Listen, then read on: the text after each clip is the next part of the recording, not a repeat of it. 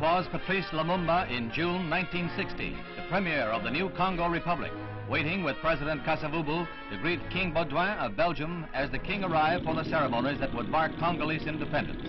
Less than 2 weeks in the future lay the army mutiny that would plunge the Congo into near chaos, bring unprecedented United Nations intervention and a nightmare period of crisis, coup, plot, and counterplot. The primitive politics and tribal warfare that lay ahead were to prove fertile ground for Soviet agitation.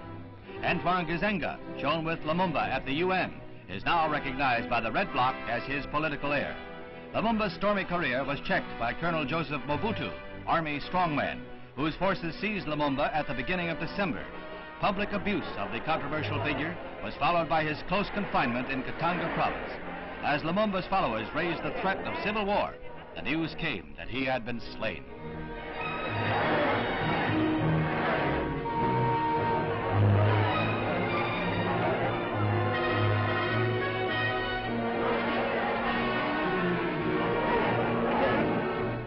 Upon Lumumba's death, Russia renewed its attack on Dag Hammarskjöld and the United Nations. In Moscow, students demonstrated at the Belgian embassy as the Soviet repeated demands for Hammarskjöld's resignation and called for a withdrawal of all UN troops from the Congo.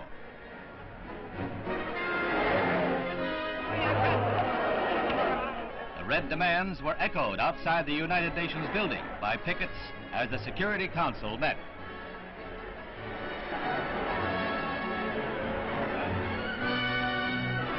The Soviet theme was picked up by African nationalists in demonstrations in most major cities of the world. The focus was New York, where the future of the United Nations lies at stake upon the Congo issue. Hammarskjöld and the World Organization were defended by American Ambassador Adlai Stevenson against what he termed a Russian declaration of war.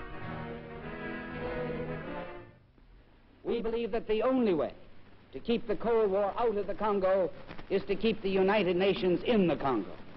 And we call on the Soviet Union to join us in thus ensuring the free and untrammeled exercise by the Congolese people of their right to independence and to democracy. Mr. President, it is the security of all peoples which is threatened by this statement and by the proposals of the Soviet government.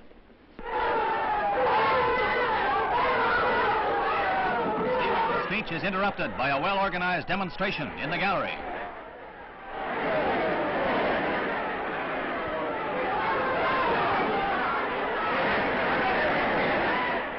Most of the group are American Negroes, members of African nationalist groups in New York. It's the most violent demonstration by spectators in the World Organization's history. The effect is to underscore the gravity of the Soviet threat. But Hammarskjöld stands firm, refusing to bow to communist pressure.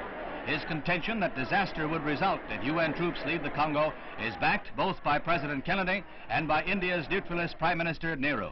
As the riot is slowly put down, the stage is set for a test between the free world and the communist bloc, the most critical moment in the 15 years of the United Nations' existence.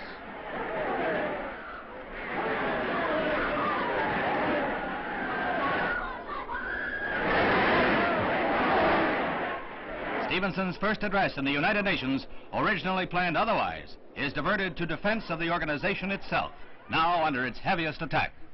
May I say that I deeply deplore this outrageous and obviously organized demonstration.